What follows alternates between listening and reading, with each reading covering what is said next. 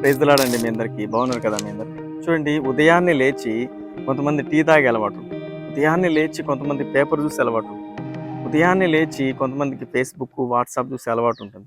కొంతమందికి ఉదయాన్నే లేచి జాగింగ్ చేసే అలవాటు ఉంటుంది. ఇవన్నీ పుట్టుకతో వచ్చినవండి కాదు, మనం అలవాటు చేసుకున్నవి. అలాగే యేసుక్రీస్తు ప్రభు నమ్మిన తర్వాత నువ్వు కూడా కొన్ని అలవాటు చేసుకోవాలి. ఏంటి?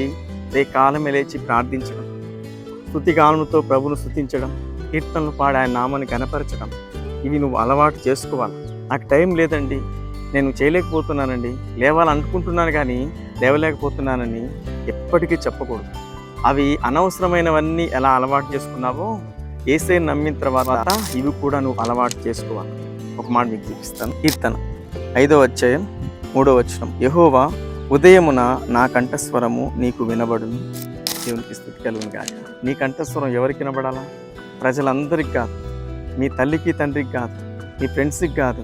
ఉదయకాలమే నీ కంఠస్వరం పరలోకపు తండ్రికి వినిపింపజేస్తే, ఆయన నామంలో ప్రార్థిస్తే తప్పకుండా నీ జీవితంలో ఊహించని అద్భుతమైన కార్యములు ప్రభు చేస్తారు. ఈ అలవాటు ఎవరు చేసుకున్నారంటే దావీదు చేసుకున్నాడు. దావీదు కూడా ముందు ఇవి అలవాటు లేవు, కానీ ప్రభువును ఆశ్రయించిన తర్వాత, ప్రభువును విశ్వసించిన తర్వాత ఇవి అలవాటు చేసుకున్నాడు. నువ్వేం చేస్తా ఉన్నావు? మనం చాలా బద్ధకం అండి. ఈ శరీరం చాలా బద్ధకమైంది, చాలా నిర్లక్ష్యం చేస్తుంది. ప్రార్థన అంటే ఒప్పుకోదు, ఆరాధన అంటే ఒప్పుకోదు. ఎక్కడికి వెళ్ళమన్నా ఈ శరీరం వెళ్తానే ఉంటుంది. కానీ దావీదు అలా కాదండి.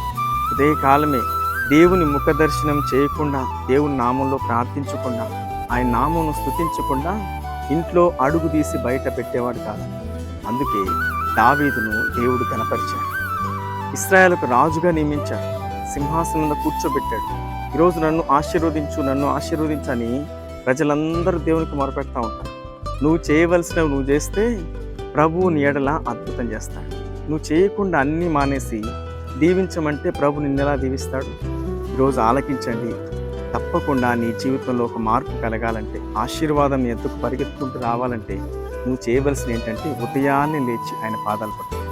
ఉదయాన్నే నీ కంఠస్వరం ఆయనకు వినిపింపచి, ఉదయాన్నే లేచి ఆయన నామంలో మొరపెట్టి స్తుతిగానములతో ప్రభువును ఆరాధించు. తప్పకుండా కృపాక్షేమములు నీ వెంట పరిగెత్తుకుంటూ వచ్చినట్టు ఆశీర్వాదాలు నేను గొప్ప చేస్తాను. అద్భుత కార్యములు ప్రభు నీ ఇంట్లోనే జరిగించబోతున్నాడు. అటువంటి కృప ప్రభు మీ అందరికి అనుగ్రహించి నడిపించును గాక. ఆమేన్.